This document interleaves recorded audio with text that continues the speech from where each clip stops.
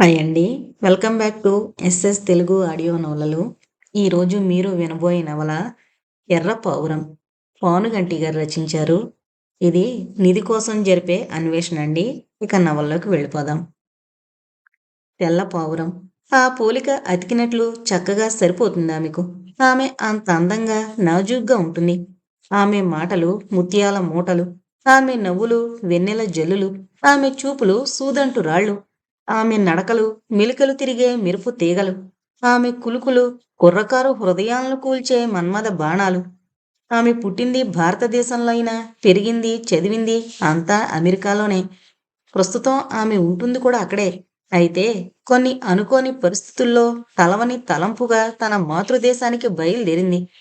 ఆమె మలయపవనం వీచికల కాదు, ప్రజ్వరిల్లిన ప్రచండ అగ్నిశిఖల. ఆ పేరు ధీరజ. కిర్రుమని శబ్దం చేస్తూ తెరుచుకుంది ఆ గది తలుపు. ఇరుకుగా ఉందా గది. చీకటి. కన్ను పొడుచుకున్నా ఏమీ కనిపించని కటిక చీకటి అలుముకునుందా గదిలో. తలుపు తెరుచుకోగానే ఎమర్జెన్సీ లైటు పుచ్చుకొని ఆ గదిలోకొచ్చాడు ఒక వ్యక్తి. అతని వెనకగా లోపలకు అడుగు పెట్టాడు గోల్డ్ కలర్ సూటు ధరించిన ఒక ఆజానుబాహుడు. బాగున్నావా అక్కయ్యా అంటూ పలకరించాడు గది లోపల సిమెంటు బంకు మీద ముడుచుకుని పడుకునున్న స్త్రీని. సిమెంటు బంకు మీద జీవోత్సవంలా పడున్న ఆమె చిన్నగా కదిలి కళ్ళు తెరిచింది.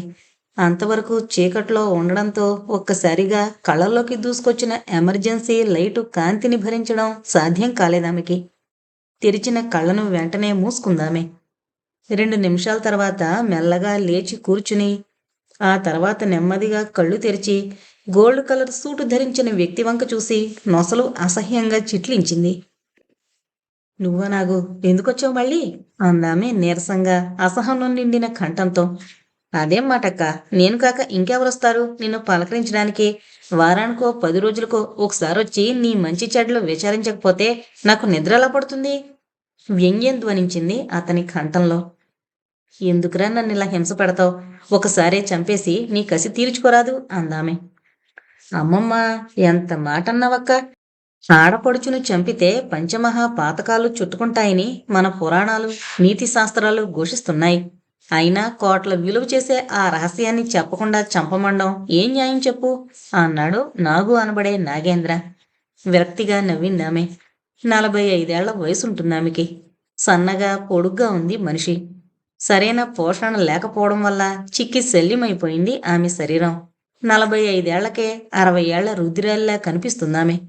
గోడలకు ఫిట్ చేయబడిన ఇనప రింగుల నుండి వేలాడుతున్న బలమైన గొలుసులతో బంధింపబడున్నాయి ఆమె కరచరణాలు. ఆమెను ఆ గదిలో బంధించి సుమారు 20 సంవత్సరాలు కావస్తోంది.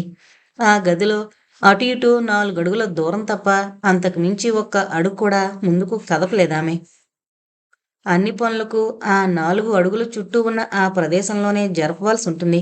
అందుకు వీలుగా ఆమె తిరగగలిగే ప్రదేశంలో ఇసుక మట్టి పోయబడ్డాయి. రోజు ఉదయాన్నే ఆ గది క్లీన్ చేయబడుతుంది. ఆ తర్వాత క్లీన్ చేయబడేది మళ్ళీ మర్నాడే. ఒక్కో రోజు క్లీన్ చేయడం కూడా ఉండదు. ఆ రోజంతా ఆ దుర్గంధాన్ని భరిస్తూ ప్రత్యక్ష నరకాన్ని అనుభవిస్తుందామె. వారానికి ఒకసారి స్నానం, నెలకో 2 నెలలకో కట్టుకున్న చీరను మార్చడం. వేసవి, చలి, వర్షాకాలాల్లో ఏ కాలంలోనైనా అంతే. రోజుకి ఒక పూట మాత్రం భోజనం. అది లెక్క ప్రకారం కొద్దిగా అన్నం ఆమె చావకూడదు అన్నట్టు పెట్టబడుతుంది. ఆమెకి అందుబాటులో ఉన్న మట్టి కుండలో వారానికి ఒకసారి నీళ్లు ఉంచబడతాయి. దాహానికైనా, మొహం కడుక్కోవడానికైనా, వేరే ఏ అవసరానికి వాడుకోవడానికైనా అవే నీళ్లు చాలా పొదుపుగా వాడుకోవాలి. 20 ఏళ్లుగా ఆ చెరసాలలో ఆమె అనుభవిస్తున్న నరకం అది. 20 ఏళ్లుగా చెప్పని ఆ రహస్యాన్ని ఇప్పుడు చెబుతానని ఎలా అనుకుంటున్నావు నాగు? ఇంత ఘోరమైన నరకాన్ని అనుభవించిన తర్వాత కూడా నీ మాట వింటానని ఎలా ఆశపడుతున్నావు? దేవుడు లాంటి నా భర్తను చంపావు. నా కూతుర్ని నాకు దూరం చేశావు. నా యావదాస్తిని సొంతం చేసుకుని అనుభవిస్తున్నావు. ఎందుకంటే ఇంకేం కావాలి నీకు అందామె. భలే దానివక్క, తప్పంతా నాదే అన్నట్లు అలా మాట్లాడతావేంటి? 10,000 కోట్ల విలువ చేసే వజ్ర సంపద గురించి మంచి గడితే చెప్పకుండా అనవసరంగా ప్రాణాలు బలిచ్చేశారు బావగారు. చెప్పుంటే చావలసిన కర్మ పట్టుండేదా ఆయనకి? నీ మట్టుకు నువ్వు ఆ రహస్యాన్ని చెప్పకుండా 20 ఏళ్లుగా నన్ను ఏడిపిస్తున్నావు. ఇప్పటికైనా మించిపోయింది లేదు. ఆ రహస్యం చెప్పావంటే బావగారు భద్రపరిచిన వజ్ర సంపద మొత్తం తెచ్చి నేనే నీ ముందుంచుతాను. మనిద్దరం ఒకే తల్లి కడుపున పుట్టాం కాబట్టి ఆ సంపదను చెరి సమానంగా పంచుకుందాం. నా వాటా తీసుకుని ఈ దేశం వదిలి దూరంగా వెళ్ళిపోతాను నేను. ఇంకా నువ్వు కావాలంటే ఈ ఊళ్ళో ఉన్న బంగ్లాలు, వ్యాపారాలు అన్నీ ఎప్పట్లా నీ పేరున ట్రాన్స్ఫర్ చేసేస్తాను. చెప్పక్క ఆ రహస్యాన్ని చెప్పేయ్ ప్లీజ్ అన్నాడు నాగేంద్ర. నోర్మీరా నీచుడా! నా సంపదను అనుభవించాల్సిన ఏకైక వారసురాలు నా కూతురు మాత్రమే. నీలాంటి దుర్మార్గుడికి, కిరాతకుడికి ఆ ఆస్తి ఒక్కనాటికి దక్కనివ్వను అందామె కోపంగా. పోనీ నీ కూతురు ఎక్కడుందో చెప్పు. ఆమె కేర్లెస్గా నవ్వింది. నువ్వు తలకిందులుగా తపస్సు చేసినా అది తెలుసుకోవడం నీ తరం కాదు అంతే. ఆమె అలా అనగానే కోపంతో ఎర్రబడిపోయింది నాగేంద్ర వదనం. అక్కవన్న ఒకే ఒక్క కారణంతో ఎంతకాలం నిన్ను ప్రాణాలతో ఉండనిచ్చాను. చివరిసారిగా అడుగుతున్నాను, నీ కూతురు ఎక్కడుందో చెబుతావా లేదా? చెప్పను. చెప్పవు? చెప్పను చెప్పను చెప్పను. నా ప్రాణాలు తీసినా నా కూతురు వివరాలు నీకు చెప్పను మొండిగా అందామే. వికృతంగా నవ్వాడు నాగేంద్ర. నవ్వుతూనే ఎమర్జెన్సీ లైటు పుచ్చుకుని నిలబడ్డ వ్యక్తి చేతిలోంచి కొరడానందుకొని ఆమెను కొట్టడం ప్రారంభించాడు. ఆమె శరీరాన్ని తాకుతూ చెళ్ళు చెళ్ళుమంటూ కొరడా సృష్టిస్తోన్న శబ్దాలతో దద్దరిల్లిపోయింది ఆ గది. హృదయ విదారకమైన ఆమె అరుపులు ఆ గది గోడలను తాకి ప్రతిధ్వనించాయి. చూస్తుండగానే చినిగి పీనికలైపోయింది ఆమె కట్టుకున్న మాసిన ముతక చీర. కొరడా దెబ్బలతో ఎర్రగా కందిపోయింది ఆమె శరీరం. బాధను భరించలేక నేల మీద పడి మెలికలు తిరిగిపోవడం ప్రారంభించిందా అభాగ్యురాలు. ఓపికన్నంత వరకు ఆ దెబ్బల బాధను భరిస్తూనే ఉందామె. ఓపిక నశించిన మరుక్షణంలో కదలకుండా ఉండిపోయింది. వద్దు వద్దు, కొట్టద్దు, ఆమెను హింసించొద్దు, స్టాప్ ఇట్, ఐసే స్టాప్ ఇట్. నిద్రలో బిగ్గరగా అరుస్తూ చివ్వున లేచి కూర్చుంది ధీరజ. కళ్ళు తెరిచిన మరుక్షణంలో చెదిరిపోయింది ఆమె కళ. చెమటలతో తడిసిపోయింది ఆమె ముఖం. శరీరం సన్నగా వణుకుతోంది. కలలో కనిపించిన దృశ్యం ఇంకా ఆమె మనసులో మెదులుతూనే ఉంది. ఎన్నడూ లేంది తనకొచ్చింది అటువంటి కళ. ఏంటా కలకర్థం? కలలో కనిపించిన ఆ రుద్రాలు ఎవరు? అర్థం కాలేదామెకు. అంతలో అమ్మా ధీరు, ధీరు అని ఆతృతగా పిలుస్తూ గది తలుపులు తెరుచుకుని ఒకరి వెనక ఒకరుగా లోపలికొచ్చారు ఆమె తండ్రి భూపతి, తల్లి రమాదేవి. ఏంటమ్మా ఏమైంది? ముఖం నిండా చెమటలేమిటి? టవలందుకుని కూతురు ముఖం తుడుస్తూ అడిగింది రమాదేవి. What happened baby? కూతురి పక్కన కూర్చుని ఆప్యాయంగా ఆమె తల నిమురుతూ అడిగాడు భూపతి. తలటాడి ఏదో పీడకల మెల్లగా గుణిగింది ధీరజ. ఆమె గొంతు సన్నగా వణకడం గమనించి కనుబొమ్మలు ఆందోళనగా ముడేసింది రమాదేవి. అంత భయంకరమైన పీడకలా తల్లి అని అడిగింది. అవును మమ్మీ. నిన్ను ఇంత కలవరపరిచేటంతగా ఏం కనిపించిందమ్మా కలలో? క్యాజువల్గా అడిగింది రమాదేవి. పాపం ఎవరో ఒక ఓల్డ్ లేడీని దయాదాక్షిణ్యాలు లేకుండా కొరడాతో కొడుతున్నాడమ్మా ఒక దుర్మార్గుడు. స్కెలిటన్లా ఉన్న ఆ ఓల్డ్ లేడీ బాధను భరించలేక అరుస్తుంటే నాకు జాలి కలిగింది. ఆ దుర్మార్గుణ్ణి చూసి భయం కూడా వేసింది అంది ధీరజ. ఈజ్ ఇట్ అన్నాడు భూపతి. అవును డాడీ. ఆ ఓల్డ్ లేడీ ఇంకా నా కళ్ళల్లోనే మెదులుతోంది. కొరడా దెబ్బలకి తట్టుకోలేక బాధగా అరుస్తూ ఆమె దీనంగా నన్నే చూస్తున్నట్టు అనిపించింది. కూతురి మాటలకి ఆశ్చర్యంతో ఒకరి ముఖాలొకరు చూసుకున్నారు భార్యాభర్తలు. ఎవరమ్మా ఆ ఓల్డ్ లేడీ? ఆ కళకు అర్థమేమిటి అడిగింది ధీరజ.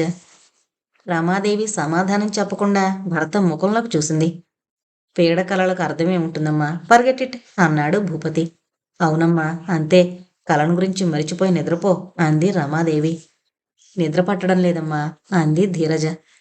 నో ధీరు, నువ్విలా పిరికి దానిలా మాట్లాడకూడదు. కాస్త డ్రింక్ తీసుకుంటే నిద్ర అదే వస్తుంది, కమాన్ అంటూ ఫ్రిడ్జ్ ఓపెన్ చేసి స్కాచ్ విస్కీ బాటిల్ తీసి ఒక గ్లాసులో కొద్దిగా పోసిచ్చాడు భూపతి. విస్కీని గొంతులో పోసుకుని గబగబా గుటకలు వేసింది ధీరజ.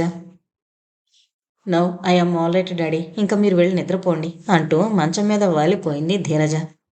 బ్లాంకెట్ని కూతురి ఛాతిపై దాకా కప్పి భర్తతో పాటు ఆ గదిలోంచి బయటకు నడిచింది రమాదేవి. సిగరెట్ వెలిగించి దమ్ములాగుతూ తన బెడ్రూంలోకి వెళ్ళి మంచం మీద పిల్లోను అనుకుని కూర్చున్నాడు భూపతి. ధీరజ బెడ్రూమ్ తలుపులు మూసి అతని వెనకనే గదిలోకొచ్చింది రామాదేవి. ఏమండి? భర్త పక్కలో కూర్చుని పిలిచిందామె. సిగరెట్ పొగను గాల్లో కొదులుతూ ఆలోచిస్తున్నాడు భూపతి. భార్య పిలుపుకు తల తిప్పకుండానే అన్నాడు. ధీరజ పెద్దదైంది అందామె. అవును పెద్దదైంది అన్నాడు భూపతి. ఆ కళ నాకు తెలుసు. మానవ సహజమైన రక్తపాసం ధీరజను వెంటాడడం ఇప్పుడిప్పుడే మొదలు పెడుతోంది. మీరు ఆశించినట్టే ధీరజ అన్ని కళల్లోనూ ఆరితేరింది. అవును. ఇక ధీరజకు నిజం చెప్పడం మంచిది. ఎస్, ధీరజకు నిజం చెప్పాలి. చెబుతాను. ఎప్పుడు? సమయం వచ్చినప్పుడు. ఇంకా ఆ సమయం ఎప్పుడొస్తుంది? వస్తుంది. త్వరలో. అతి త్వరలోనే వస్తుంది ఆ సమయం. రామాదేవి ఇంకేమీ మాట్లాడలేదు. సిగరెట్ కాలుస్తూ ఆ రాత్రంతా ఆలోచిస్తూనే ఉన్నాడు భూపతి. ఉదయం 9 గంటలయ్యేసరికి పూజ ముగించుకుని భర్త గదిలోకొచ్చింది సుమతి. అప్పటికే నిద్రలేచి స్నానం కూడా చేయకుండా తాగడం మొదలుపెట్టాడు నాగేంద్ర. ఏంటండి ఈ దారుణం? రాజముఖంతోనే ఈ పాడు పని మొదలుపెట్టారేంటి? అంది చిరాకు పడుతూ. నిన్నటి నుంచి మనసేమీ బాగలేదు సుమతి. నన్ను విసిగించకుండా వెళ్ళి నీ పని చూసుకో అన్నాడు నాగేంద్ర. చేసేవన్నీ పాడు పనులైనప్పుడు మనసు ఎలా బాగుంటోంది? ఎంతకీ మీ అక్కగారు, ఆమె కూతురు ఎక్కడున్నారో ఆచూకీ ఏమైనా తెలిసిందా అని అడిగిందామె. లేదు సుమతి, ఆ విషయం తెలియకనే నా మనసు బాగాలేదు. ఏంటో ఈ గోల. వాళ్ళు ఎప్పుడు కనిపిస్తారో, వాళ్ళ ఆస్తి వాళ్ళకెప్పుడు అప్పగిస్తామో, దేవుళ్ళకి నేను మొక్కుకున్న మొక్కులు ఎప్పుడు తీరుస్తానో నాకేమీ పాలుపోవడం లేదు అని తనలో తనే గొణుక్కుంటూ ఆ గదిలోంచి అవతలకు వెళ్ళిపోయింది సుమతి. భారంగా నిట్టూరుస్తూ విస్కీ గ్లాసులో ఐస్ ముక్కలు వేసుకున్నాడు నాగేంద్ర. చూసావక్క, నీ కూతురు కనిపించడం లేదని నేను నా పెళ్ళాం ఎంత కుమిలిపోతున్నామో, మాకున్న బాధలో కనీసం నూరో వంతైనా లేదనుకో నీకు అంటూ గ్లాసునెత్తి విస్కీ సిప్ చేయడం ప్రారంభించాడు. అంతలో ఫోన్ మోగింది. విసుగ్గా నొసలు విరుస్తూ రిసీవర్ ఎత్తాడు Nagendra. Hello. Hello, good morning boss. నేను కాపాలిని మాట్లాడుతున్నాను అంటూ వినిపించింది అవతల నుండి ఒక బొంగురు కంఠం. ఏంటి విషయం? మా అక్క కూతురు ఆచూకీ ఏమైనా తెలిసిందా? తెలియలేదు బాస్, కానీ తెలుసుకునే మార్గం దొరికింది. ఏంటా మార్గం? సూపర్ కంప్యూటర్ ద్వారా మనిషి మనసులో దాచుకున్న నిజాలను బయట పెట్టించే ప్రక్రియను కనుగొన్న ప్రొఫెసర్ డానియల్ ఈరోజు తెల్లవారుజామునే మన సిటీకొచ్చి గ్రీన్లాండ్స్ హోటల్లో బస చేశాడు. ఆయన సహాయంతో మీ అక్కగారి చేత నిజాన్ని బయట పెట్టించొచ్చు. Good, very good. చాలా మంచి విషయం చెప్పావు. ఇంకా ఆలస్యం దేనికి? ప్రొఫెసర్ డానియల్ని ఎలాగైనా వెంటనే మన స్థావరానికి తీసుకురావచ్చు బాస్, కానీ అతను చాలా కాస్ట్లీ పర్సన్. మీ అక్కగారి చేత నిజాలు చెప్పించడానికి చాలా డబ్బు డిమాండ్ చేస్తాడు. You fool! అతను మన పని పూర్తి చేయాలే గాని ఎంత అడిగినా ఇవ్వడానికి సిద్ధంగా ఉన్నాను. నేను బయలుదేరుతున్నాను. ఏదో ఒకటి చెప్పి డానియల్ని వెంటనే ఇక్కడికి తీసుకురా. అలాగే బాస్, ఉంటాను.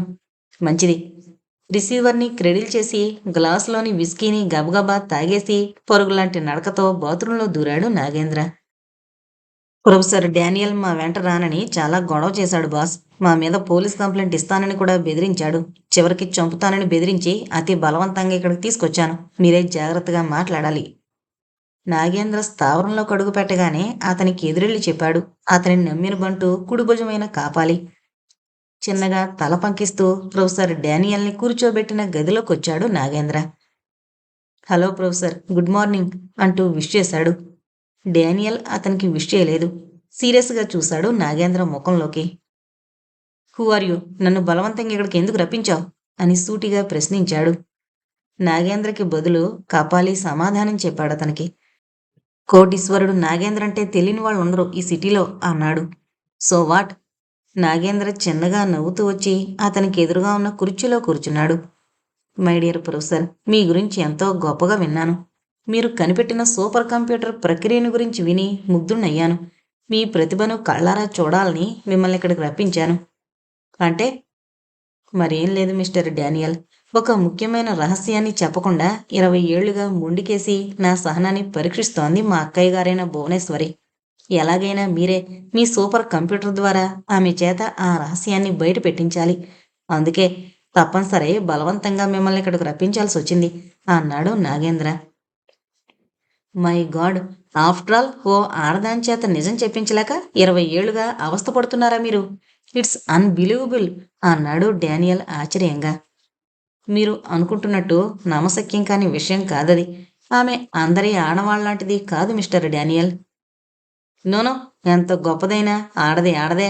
ఆమె చేత నిజం చెప్పించలేకపోవడం మాత్రం లోపమై ఉండాలి. అలాగే అనుకోండి. అందుకే కదా మిమ్మల్ని ఇక్కడికి రప్పించింది. నాలాంటి మేధావిని రప్పించే పద్ధతి ఇది కాదు మిస్టర్ నాగేంద్ర.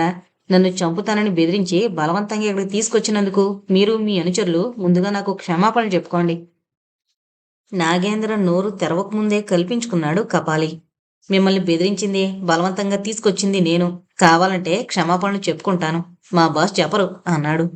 తలడ్డంగా తిప్పాడు డానియల్.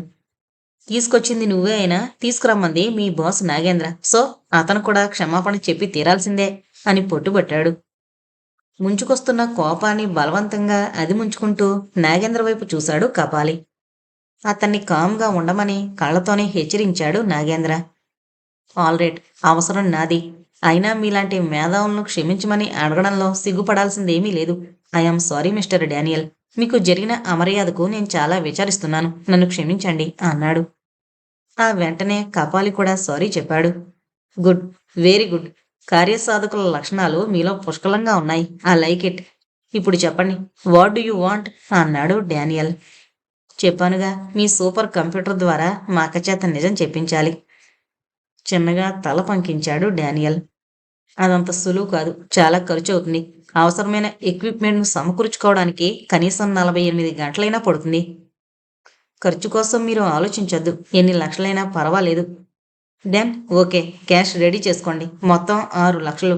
నేను వెళ్ళి ఎక్విప్మెంట్తో ఎల్లుండి తిరిగి వస్తాను. బై మీ మనిషిని ఒక అతన్ని నాతో పంపండి అన్నాడు డానియల్. మీరు రాకపోతే సందేహాన్ని వ్యక్తం చేశాడు నాగేంద్ర. చిన్నగా నవ్వాడు డానియల్. మాటిచ్చి తప్పడం నాకు అలవాట్లేదు. నేను రాను అంటే నన్ను వెతికించడం తప్ప మీరు చేయగలిగింది కూడా ఏమీ లేదు.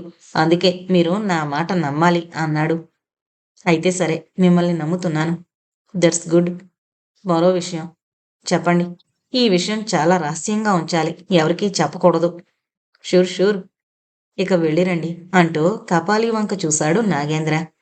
కపాలి వెంటనే ముందుకొచ్చి ప్రొఫెసర్ డానియల్ కాళ్ళకి నల్లటి పట్టీ కట్టి అతని చేయి పుచ్చుకుని నడిపించుకుంటూ బయటికి తీసుకుపోయాడు. అక్కడే ఉన్న తన అనుచరుల్లో ఒక అతన్ని పిలిచాడు నాగేంద్ర. ఎస్ బాస్ అంటూ ముందుకొచ్చాడతను. దావూద్, జాగ్రత్తగా విను. ఎల్లుండికి ఎక్విప్మెంట్తో సహా ప్రొఫెసర్ వచ్చేసరికి మా అక్కను స్నానం చేయమని చెప్పి కొత్త చీరిచ్చి నీట్గా తయారు చేసి తీసుకురండి. Yes boss. ఈ 2 రోజులు ఆమెకి మంచి ఆహారం ఇవ్వండి. ఆ డార్క్ డెన్లోంచి మరో గదిలోకి మార్చండి. అలాగే బాస్. నువ్వు వెళ్ళి ఆ పని మీద ఉండు. తల ఊపి అక్కడి నుంచి వెళ్ళిపోయాడు దావూద్.